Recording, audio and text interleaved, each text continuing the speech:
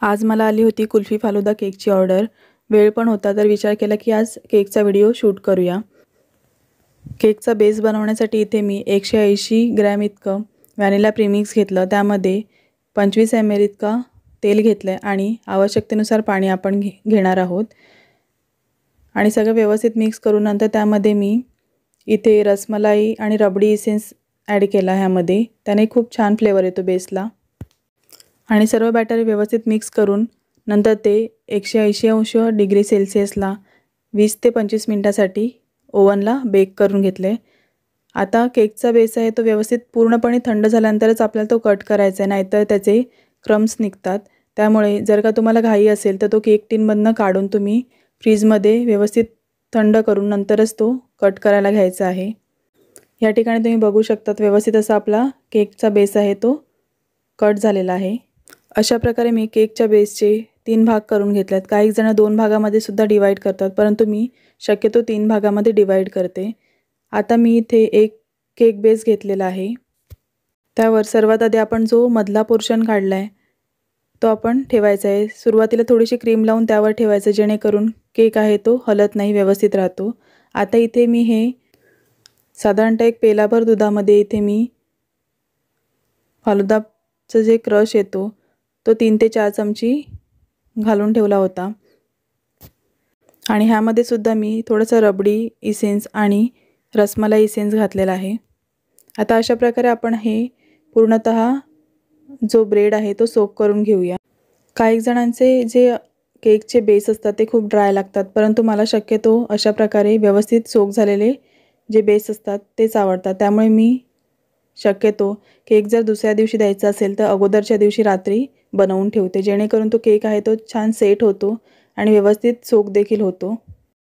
आता इथे मी साधारणतः 3 काजू आणि 3 बदाम बारीक करून ठेवलेत, त्यातले इथे थोडेसे आपण घालूयात। ह्याऐवजी तुम्ही इथे टुटी फ्रुटी देखील घालू शकता आणि जर का तुम्हाला दुधामध्ये सोक करायचं नसेल तर तुम्ही त्याऐवजी पाण्याचा वापर देखील करू शकता, परंतु दुधामुळे छान टेस्ट येते। आता हा जो कुल्फी फालुदाचा क्रश आहे तो ह्यावर घालून घेऊया। साधारणतः 2 ते 2.5 चमचे इतका क्रश मी ह्यावर घालून घेते आणि तो व्यवस्थित स्प्रेड करून घेणार आहे। अशा प्रकारे नाईफने आपण तो व्यवस्थित स्प्रेड करून घेऊया, लावून घेऊया। काही काना जास्त क्रीम आवडते तर काही काना कमी क्रीम आवडते। मला ज्यांची ऑर्डर होती त्यांना जास्त क्रीम आवडत नाही, त्यामुळे मी थोडीशीच क्रीम आतमध्ये लावणार आहे आणि नंतर फिनिशिंगसाठी थोडी जास्त क्रीम वापरणार आहे। अशा प्रकारे आपण ही क्रीम आहे ती स्प्रेड करून घेऊया। आता काही जण जे केक बनवतात ते केकच्या क्रीममध्येच तो क्रश ॲड करतात आणि नंतर ती डायरेक्टली क्रीम त्या केकच्या बेसवर स्प्रेड करून घेतात, परंतु मी ज्या पद्धतीने केक बनवते ती पद्धत तुम्हाला इथे दाखवते आणि मी शक्यतो थोडं जास्तच इथे क्रश वापरते, जेणेकरून त्या केकची जी टेस्ट आहे ती खूप छान लागते। या ठिकाणी आपण पुन्हा काजू आणि बदामचे थोडेसे तुकडे घालून घेऊया आणि त्यावर पुन्हा क्रश लावून घेऊ। सेम प्रोसेस आपण ती करणार आहोत।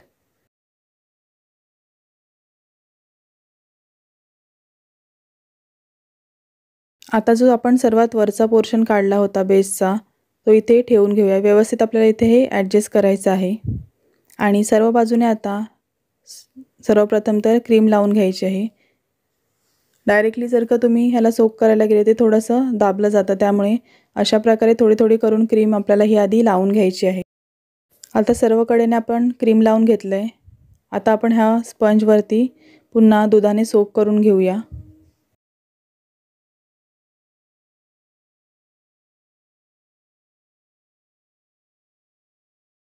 आता जे आपण आधीच्या बेसला जी प्रोसेस केली तशीच आपण इथे करणार आहोत। सोक करून त्याच्यावर क्रश घालणार आहोत आणि थोडेसे काजू बदामचे तुकडे आणि पुन्हा क्रीम लावणार आहोत आणि क्रीमवर पुन्हा आपण क्रश लावून घेणार आहोत।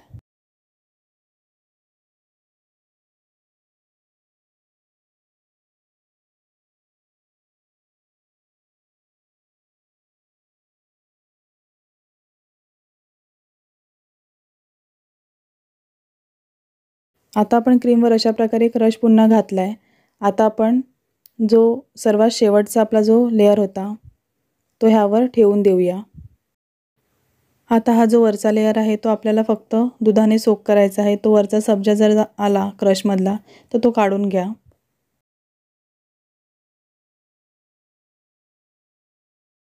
आता आपण केकच्या सर्व बाजूने व्यवस्थित पुन्हा क्रीम लावून घेणार आहोत। इथे आपल्याला खूप क्रीमचा वापर करायचा नाही, आपल्याला फक्त थोडंसं क्रम कोटिंग सारखं करून घ्यायचं आहे। सुरुवातीला बाजूने करून घ्या आणि नंतर केकच्या वरून आपल्याला क्रीम लावून घ्यायची आहे। आता आपण सर्व बाजूने क्रीम लावून घेतले आणि जास्तीची क्रीम आहे ती अशा प्रकारे मी थोडंसं व्यवस्थित सेट करून ती काढून घेते।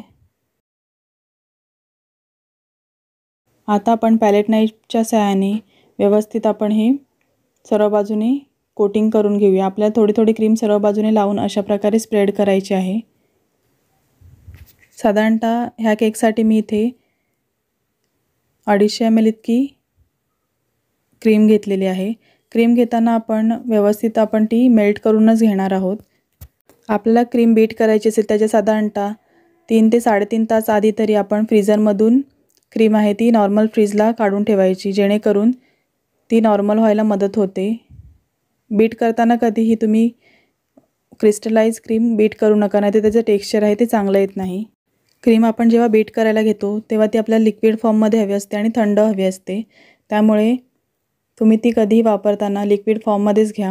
आता उन्हाळ्याचे दिवस चालू आहेत आणि त्यामुळे क्रीम लगेच बाहेर काढली की पातळ होते, त्यामुळे बीट करताना शक्यतो तुम्ही स्टीलच्या भांड्यामध्ये करा। ज्या भांड्यामध्ये तुम्हाला क्रीम बीट करायची आहे ते भांडं आधी फ्रीझरमध्ये तुम्ही ठेवून द्या, जेणेकरून ते भांडं आहे ते एकदम थंड राहते आणि आपण जेव्हा क्रीम त्यामध्ये टाकतो तेव्हा ती लगेच बीट करताना गरम होत नाही।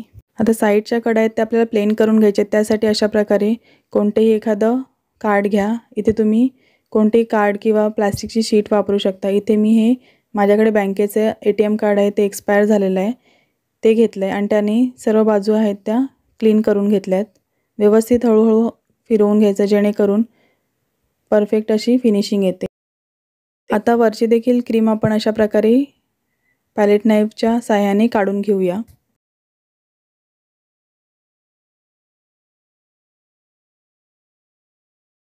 या ठिकाणी मी ऑरेंज कलर करून घेतला, तो अशा प्रकारे पॅलेट नाईफने लावून घेते। तुम्हाला पाहिजे तशी डिझाइन तुम्ही इथे करू शकता। मी अशा प्रकारे करून घेतले। आपण इथे ऑरेंज कलरची फुलं काढून घेणार आहोत, त्यासाठी मी इथे पाइपिंग बॅगमध्ये नोझल टाकले आणि त्याने अशी फुलं काढून घेते। साधारणतः आणखीन एक फ्लावर तिथे राहील इतकी मी जागा सोडते, कारण मला तिथे व्हाईट कलरची फ्लावर्स काढायचे आहेत।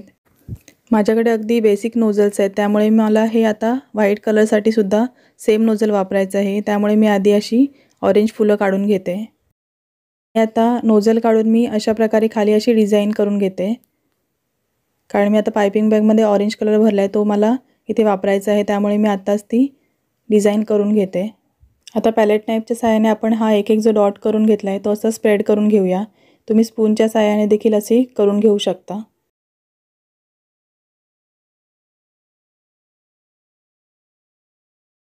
ऑरेंजची फुलं आपण काढल्या त्याच्या बाजूनेच आपण अशी व्हाईट कलरची फुलं काढून घेणार आहोत। सेम नोझलनेच मी इथे फुलं काढते।